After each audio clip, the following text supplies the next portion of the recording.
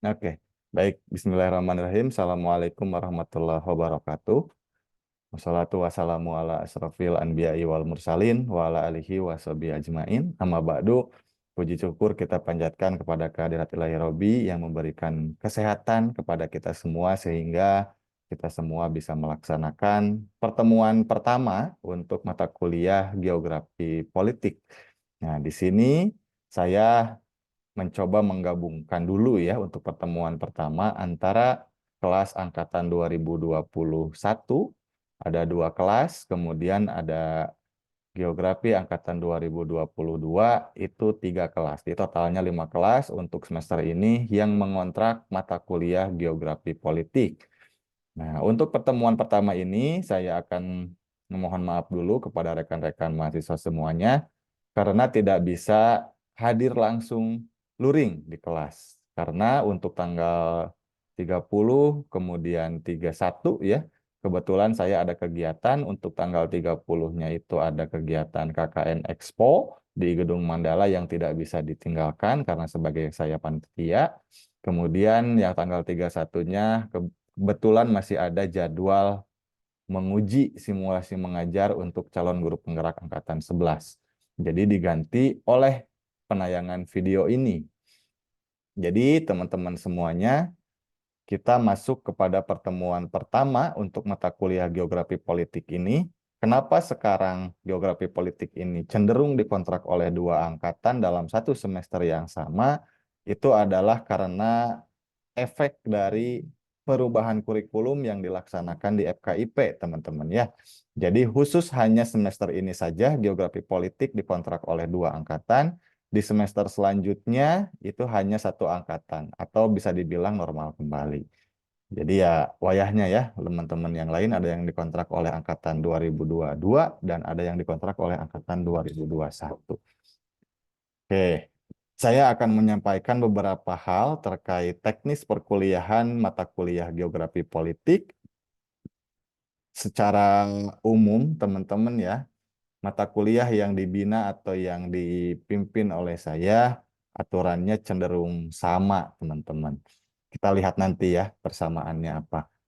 Oke, kita masuk pertemuan 1, pengantar perkuliahan atau silabus. Nah, dulu mata kuliah ini dipegang oleh Pak Elgar sebagai dosen utama dan saya sebagai dosen keduanya. Tapi karena beliau sekarang sedang tugas belajar dalam artian kuliah lagi S3, maka saya di sini diberi tugas untuk mengampu mata kuliah ini secara full. Dalam artian Pak Elgar tidak masuk dulu untuk mata kuliah ini. Oke.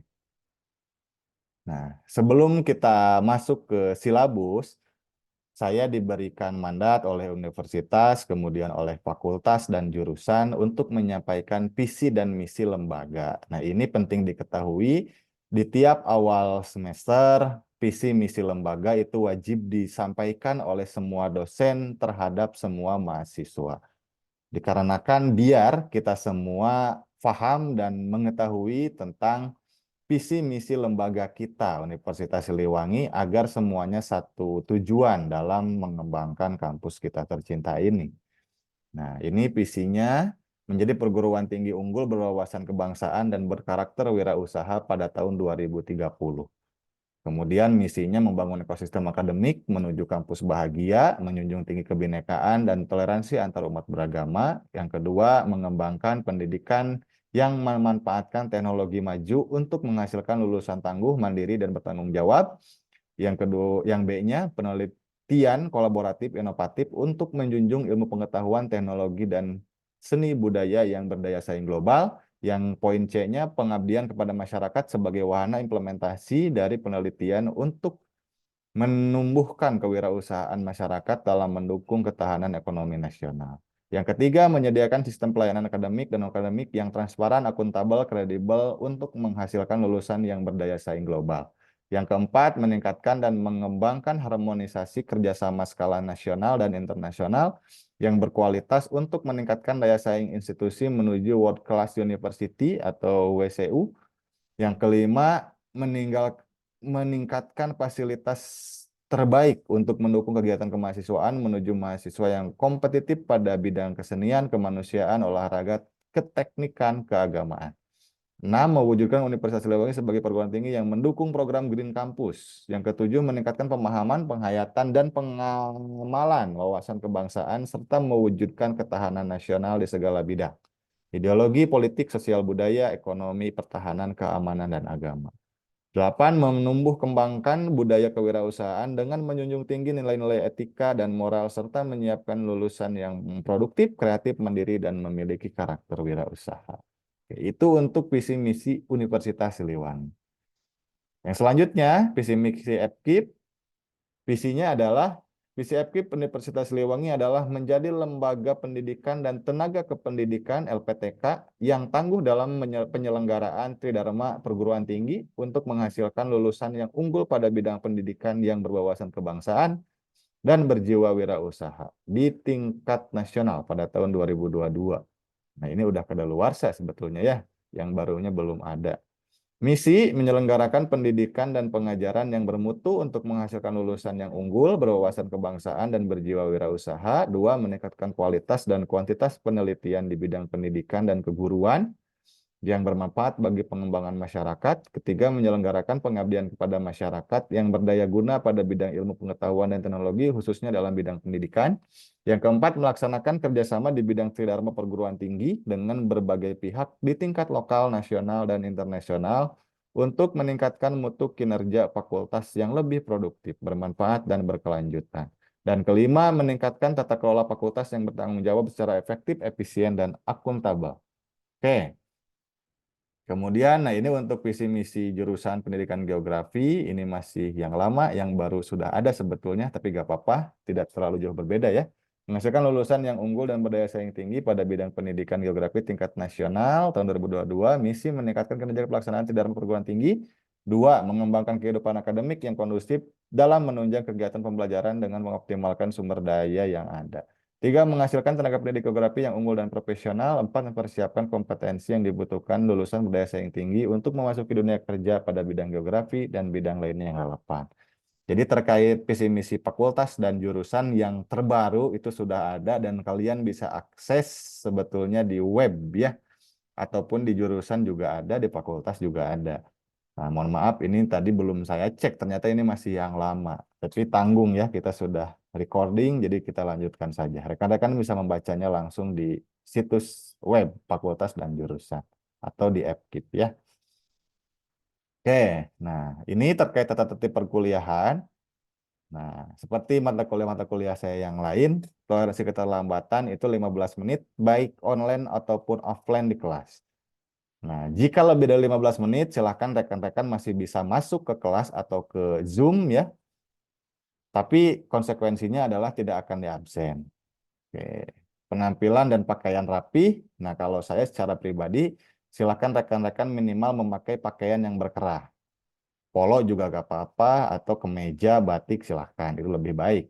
Asal jangan tidak memakai kaos ya. Kalau memakai kaos, saya tidak akan mempersilahkan kalian untuk mengikuti perkuliahan.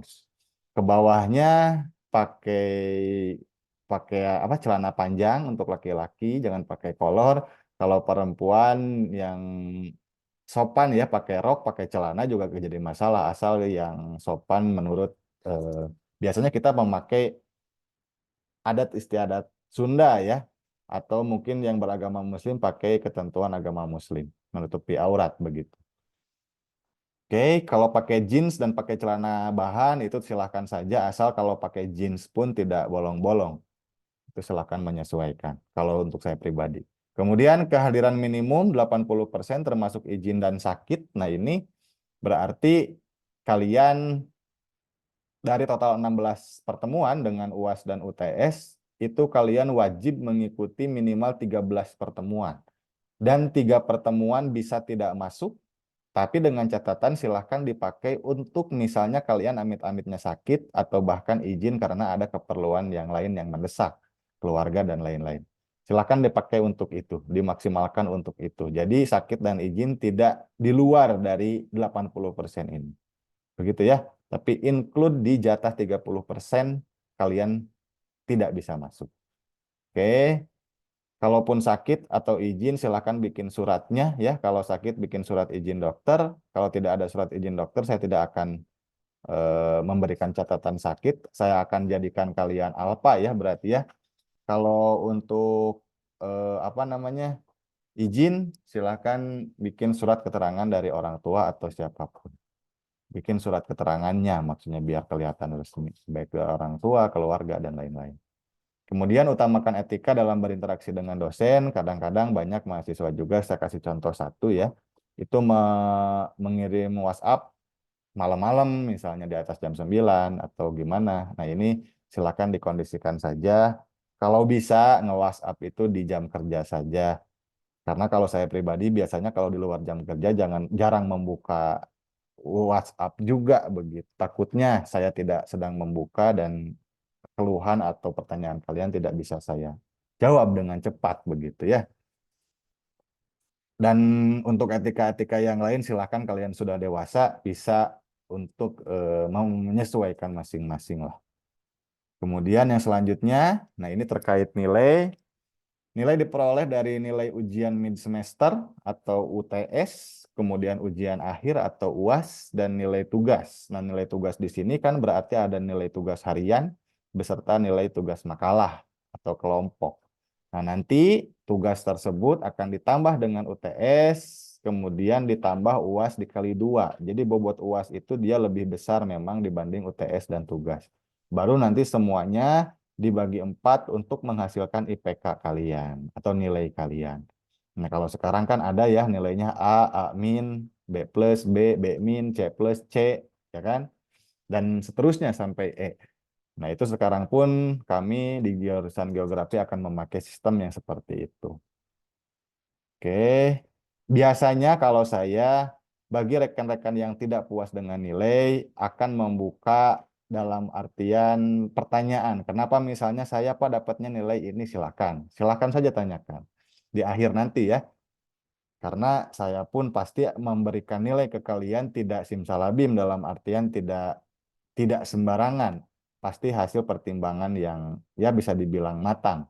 Karena saya secara pribadi tidak ingin memberikan nilai yang tidak adil. Takutnya nanti ada teman-teman kalian yang tidak merasa puas atau tidak merasa adil dengan apa yang saya berikan terkait nilai. Silakan tanyakan, nanti akan saya berikan rasionalisasinya. Dalam artian kamu misalnya kenapa dapat C? Nah, inilah rasionalisasinya. Misalnya nilai tugasnya segini, UTS UASnya segini, makanya kamu dapat nilainya ini. Nanti akan saya perlihatkan itunya, dapurnya ya. Kalau ada yang tidak puas, syukur-syukur kalau semuanya puas. Oke, kemudian terlambat mengumpulkan tugas tidak akan dinilai, jadi silahkan dicermati, dilihat deadline pengumpulan tugasnya sampai jam berapa, di hari apa, dan itu silahkan dicermati dan dikumpulkan sesuai pada waktunya. Kalau telat, silahkan kumpulkan saja, tapi saya tidak akan memberikan nilai. Oke, kemudian pertahankan IPK minimal 3. Ini konsekuensinya adalah nilai mata kuliah minimal semuanya B. Kenapa 3? Ini untuk masa depan kalian dalam artian begini. Kalau misalnya kalian nanti ingin melanjutkan ke S2, itu IPK minimal 3,0. 3,01 lah mungkinnya lebih dari 3,00. Kalau misalnya kalian di bawah 3 IPK-nya, kalian tidak akan bisa melanjutkan ke jenjang yang lebih tinggi dalam artian ini S2. Kalau S2 ke S3 biasanya minimalnya itu 3,3 ya. Di atas 3,3 baru bisa lanjut IPK S2-nya ke S3. Kalau di bawah itu tidak bisa lanjut. Jadi nilai walaupun memang tidak menjadi faktor yang paling utama dalam masa depan kalian, tapi di sisi ini untuk pendidikan kalian ke jenjang yang lebih tinggi itu cukup berpengaruh. Oke, silakan diperhatikan dan dipertahankan terkait IPK-nya. Kalau anak-anak sekarang saya yakin IPK-nya bagus-bagus dan rata-rata di atas 3 ya. Bahkan saya lihat di dosen PA saya yang diwalikan oleh saya juga di atas rata-rata 3,5. Luar biasa kalian semua ya. Oke, nah ini kita masuk ke silabus geografi politik. Nah, yang pertama untuk pertemuan sekarang itu akan disampaikan ya terkait silabus dan garis besar mata kuliah geografi politik. Itu pertemuan sekarang, pertemuan pertama. Kemudian yang pertemuan kedua Di minggu depan itu akan dijelaskan terkait perkembangan dan pendekatan sejarah, objek studi, pendekatan ruang lingkup dari geografi politik. Nah, ini masih penjelasan dari saya ya sebagai dosen. Kemudian yang ketiga, pertemuan ketiga menjelaskan terkait negara sebagai region, bagian 1. Ini pengertian negara, lokasi dan luas negara, bentuk wilayah negara, disertai studi kasus. Oke, kemudian untuk pertemuan keempat, nah ini negara sebagai region yang bagian kedua, teori pembentukan negara dan siklus perkembangan negara. Nah, kalau untuk sistem perkuliahan di geografi politik di semester ini, saya mengambil keputusan dimulai dari pertemuan kelima, kalian nanti akan mulai presentasi kelompok. Jadi pemaparan dosen hanya sampai di pertemuan keempat. Nah, oleh karena itu, kalian nanti akan dibagi ke dalam 10 kelompok dan akan dimulai presentasi kelompoknya dari pertemuan kelima. Berarti minggu depan insya Allah saya akan masuk ke kelas dan akan membagikan kalian ke dalam 10 kelompok. Nah, semuanya nanti akan mulai bekerja dimulai dari minggu kedua. Kemudian di minggu keempat, semua makalah dari 10 kelompok tersebut harus masuk beserta PowerPoint-nya. Begitu ya. Dan nanti start minggu kelima kalian presentasi yang pertama. Oke. Itu untuk tugas makalah, PPT, dan presentasi untuk kelompok. Kemudian kalau tugas individunya, teman-teman harus membuat resume terkait setiap pertemuan dan akan dikumpulkan setiap minggunya. Nanti di Google Classroom teknis lebih detailnya akan disampaikan. Untuk selanjutnya, jika yang kebagian presentasi, misalnya saya kelompok 1 presentasi di pertemuan kelima, apakah kelompok tersebut harus membuat resume juga? Nah, kalau kelompok yang presentasi itu tugasnya itu adalah membuat resume terkait pertanyaan-pertanyaan yang masuk dan jawabannya seperti apa. Bedanya itu ya antara yang presentasi dengan yang jadi peserta. Kalau yang peserta kan resume umum, materi yang disampaikan oleh kelompok tersebut. Kalau yang tampil atau yang present itu dia membawakan resumenya atau membuat resumenya adalah terkait pertanyaan dan jawaban dari setiap pertanyaan tersebut. Oke, kemudian nah ini mulai dari kelompok pertama berarti ya, itu pertemuan 5 temanya itu negara sebagai region yang ketiga, batas negara, fungsi batas negara, klasifikasi batas negara, penetapan batas negara, dan pemetaan batas negara, disertai studi kasus. Misalnya mau ngambil negara mana, begitu ya. Yang pertemuan keenamnya akan membahas terkait tek-tek bengek geopolitik, kemudian yang pertemuan ketujuhnya akan membahas tek-tek bengek terkait geostrategi. Antara geopolitik dan geostrategi tentunya ada perbedaan yang cukup signifikan. Nanti kita lihat apa perbedaannya pada pertemuan ke-6 dan ke-7 itu. Nah, untuk pertemuan ke-8 akan dilaksanakan UTS atau ujian tengah semester. Seperti apa yang selalu saya jelaskan dalam UTS di mata kuliah yang saya bina. UTS itu biasanya materinya dari pertemuan 1 sampai 7. Kemudian kalau UAS itu materinya adalah dari pertemuan 9 sampai 16. Saya jarang memberikan materi UAS itu dari pertemuan 1 ya, tapi dimulainya dari pertemuan 9 sampai pertemuan ke-15. Itu untuk UAS. Kemudian yang 9, pertemuan 9 akan membahas mengenai analisis kekuatan negara. Nah, di sini dalamnya terkait sumber daya sebagai kekuatan dan mengukur kekuatan negara. Oke, kemudian yang 10 penduduk dunia, jumlah penduduk, laju pertumbuhan penduduk, dan perkembangan penduduk disertai studi kasus di negara apa misalnya. Dan yang 9 pun baiknya memang ditambahkan dengan studi kasus juga. Oke, yang pertemuan 11, ekologi, energi, dan industri dalam tinjauan geografi politik. Yang pertemuan 12 ada perang. Nah, ini perang pun masuk dalam kajian geografi politik. Nanti untuk kelompok yang membahas perang silahkan dijelaskan ya secara detail. Oke, kemudian untuk pertemuan 13 terkait geografi pemilu. Nah, ini juga sekarang kan sedang hangat-hangatnya ya Pilpres dan legislatif. Nah, di sini kita lihat bagaimana geografi bisa meninjau pemilu tersebut dengan sudut pandang geografi politik. Kemudian 14-nya dinamika geografi politik dunia. Dan ke-15 diskusi yang berkaitan dengan salah satu tema. Nah, ini ada tema khusus untuk pertemuan 15 atau untuk kelompok terakhir nanti yang presentasi per kelasnya. Ini memang ada tema khusus untuk kalian dan akan dibedakan antar kelas nanti. Kita lihat nanti ya. Yang ke-16-nya UAS atau ujian akhir semester. Nah, ini tugas makalah untuk kelompok terakhir yang tadi tema khusus kajian tertentu ya. Untuk kelas A, untuk kelompok terakhir nanti akan membahas pembangunan wilayah terdepan di Indonesia. Oke, untuk kelas B-nya, untuk kelompok terakhir nanti akan membahas konflik perbatasan. Kemudian untuk kelas C-nya akan membahas terkait integrasi dan disintegrasi bangsa. Nah, ini bedanya ya untuk kelompok 10 per kelas nanti temanya berbeda antara kelas A, B, dan C. Itu untuk angkatan 2022. Untuk angkatan 2021 nanti kita akan undi saja ya. Kira-kira antara kelas A dan B karena kalian hanya 2 kelas, itu mau membahas yang mana? Apakah pembangunan wilayah terdepan Indonesia, konflik perbatasan, atau integrasi dan disintegrasi bangsa? Nanti kita akan undi secara bersama di kelas kalian. Oke. Seperti itu teman-teman, jadi terkait silabus akan sudah saya sampaikan. Intinya saya akan membuat sedikit resume dalam pertemuan pertama kita di pagi hari ini ya. Jadi pertemuan geografi politik itu untuk kelas 2022 insya Allah semuanya akan dilaksanakan secara luring karena memang jatah kalian itu harus luring ya seharusnya. Tapi nanti kita lihat dalam perkembangan waktu kira-kira ada beberapa atau semuanya harus luring atau ada beberapa yang akan daringkan. Tergantung situasi dan kondisi nanti pekerjaan dan lain-lain ya. Yang jelas semua pertemuan wajib saya sampaikan baik itu luring ataupun daring.